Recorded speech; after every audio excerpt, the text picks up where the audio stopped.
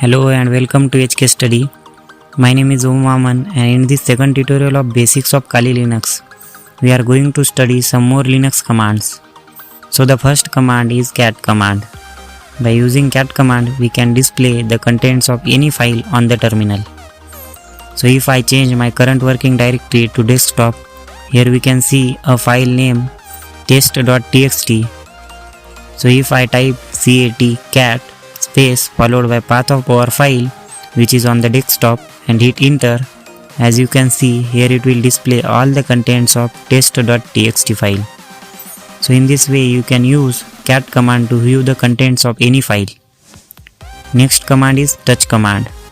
With the help of that we can create new file. Suppose I would like to create a new file by the name simple. So this here I am going to type touch followed by path that where we want to create our new file and the name of the file and then hit enter. As long as there is not error message after you execute the command, this means that the command has been executed successfully. So here we can see a new file simple.txt is created on the desktop. You can also create more than one file at the same time by the command you will type touch.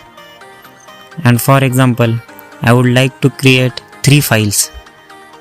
So here I am telling the terminal that I want these 3 files to be created at the same time and I will press enter. And of course, as I have said, if there is no error message, this means that the file has been created successfully. Okay, now I will press ls to be sure of it.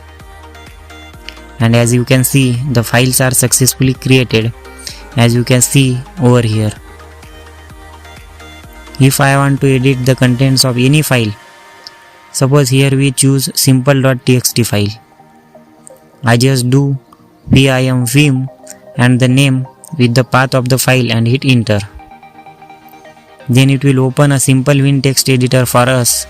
Then press I to enter text in it. And when your all changes are completed or done, then press escape and then type :W and Q and hit enter to save and exit. In Linux we can move, copy, rename and delete files from the terminal by using commands like move, copy, rename. So if I go to download folder and want to move this test.txt file into it, for this we have a command mv. Just type mv and then path where the file is located.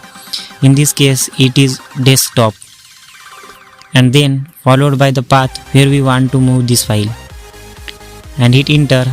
As we can see, here we successfully move our file from the desktop to the download folder.